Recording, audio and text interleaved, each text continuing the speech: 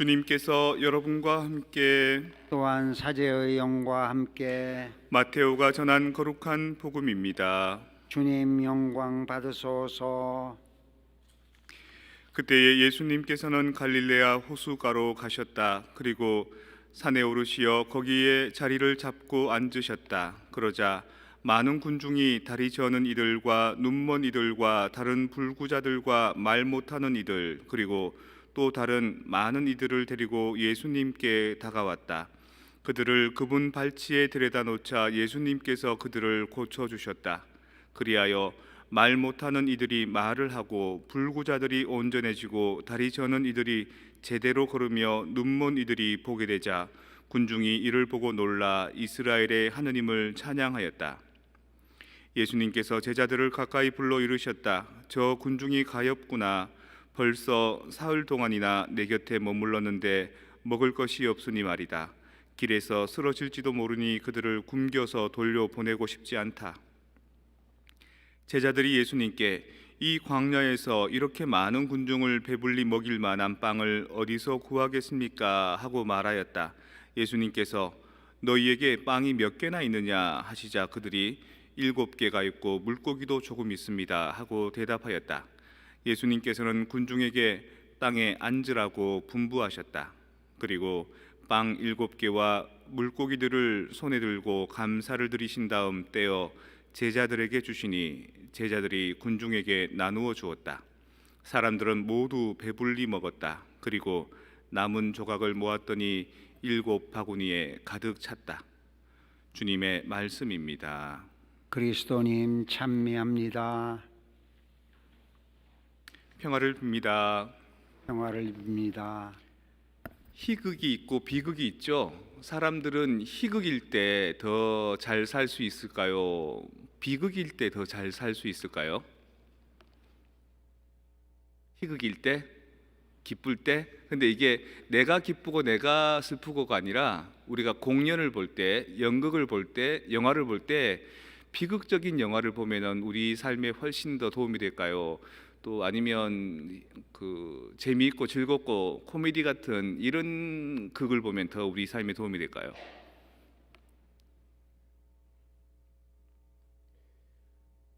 좀 진지하게 살고 조금 자신을 성찰하고 그리고 인생을 좀 뭐라 그럴까 잘 살피는 데는 비극이 훨씬 도움이 됩니다. 희극은 웃고 떠들고 깔깔거리고 이런 해소되는 카타르시스는 있지만 삶에 대해서 아주 진지하게 접근하는 데는 비극이 훨씬 도움이 됩니다. 그래서 옛날에 중세 시대의 교회에서는 희극을 못 읽게 했습니다. 희극 공연을 구경하지 못하게 했습니다. 교회에서 금지하는 것 중에 하나가 공중 목욕탕도 있고요. 또 공연장, 극장 이런 데도 있습니다. 너무 즐겁게 살지 말라는 겁니다.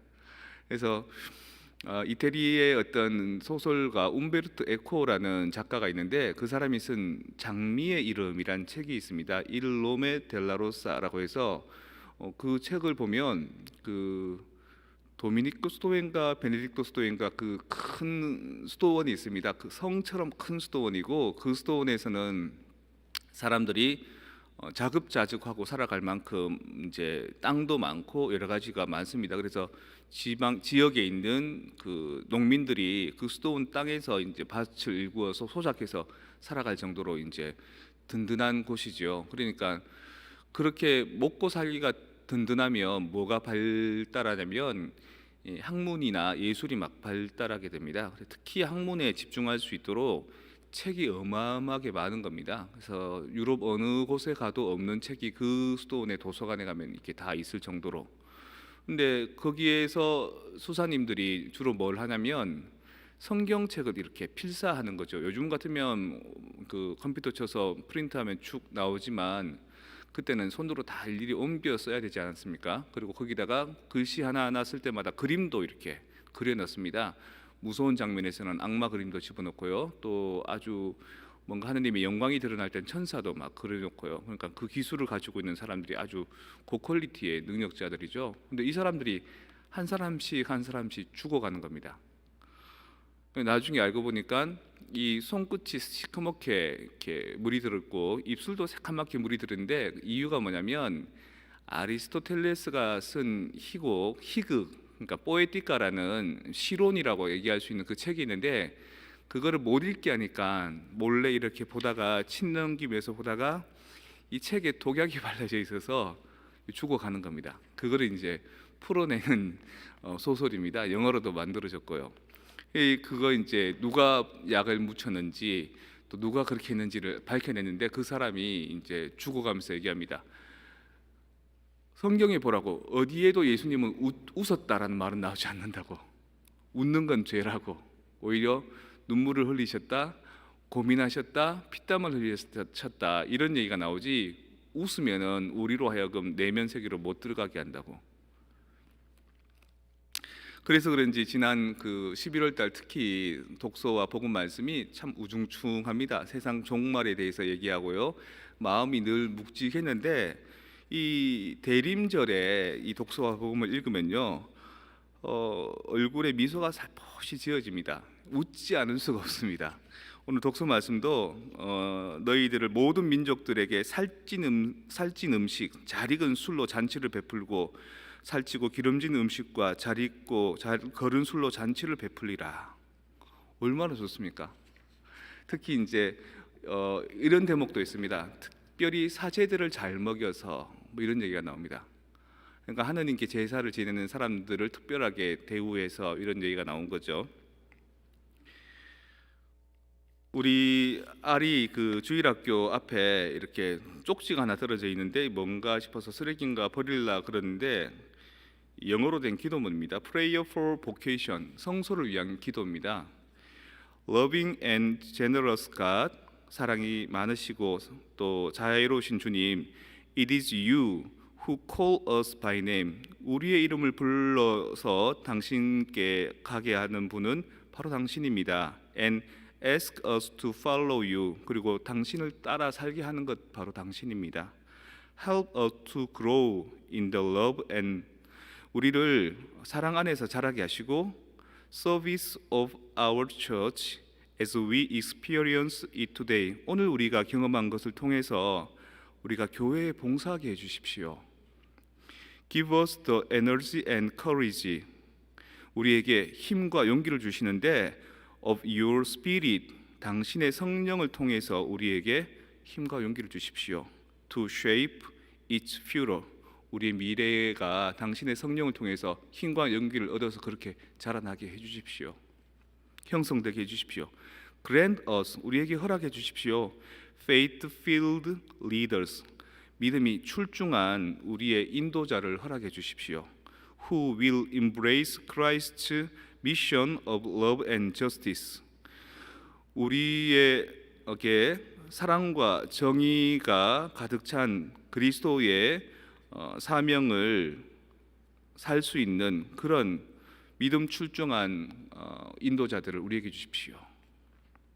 Bless the Saint Francis Korean Catholic Center, 우리 성 프란치스코 한인 성당을 축복해 주시고, by raising up dedicated and generous leaders from our families and friends, 우리 성 프란치스코 한인 성당의 가족들과 우리 동료들을 잘 부드럽게 이끌어주고 헌신적으로 우리를 당신께 고양시킬 수 있는 그런 리더를 주십시오.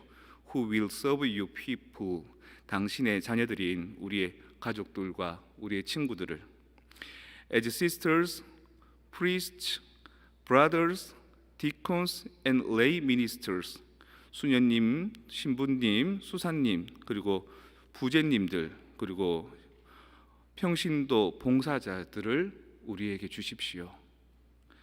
Inspire us to know you better, 우리에게 당신을 더욱 더 깊이 알게 할 수 있도록 영감을 불어넣어 주시고, and open our hearts to hear your call, 당신의 부르심에 귀 기울일 수 있도록 우리 마음을 열어 주십시오. We ask this through our Lord, 우리 주 그리스도를 통해 빕니다. 아멘. 멋있죠? 이거 어디 다른 데 있는 기도가 아니라 우리 성당에서 만든 기도인 겁니다.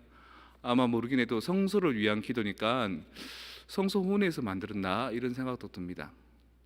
우리 이런 데입니다. 그 화답성에 나오는 시편 23편이요, 여러 가지 노래 버전이 있는데 이런 노래 있습니다. 수녀원에 방문하면 수인들이 이렇게 오셨다고 이렇게 노래 한번 해주시는데 이런 노래 주로 잘 부르십니다. 당신은 나의 목자 나의 힘 되시오니 당신은 부족함이 하나도 없으니 푸른 풀밭 시냇가로 날 인도하시오니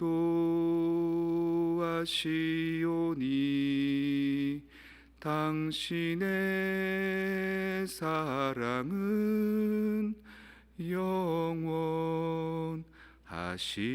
영원하시도다.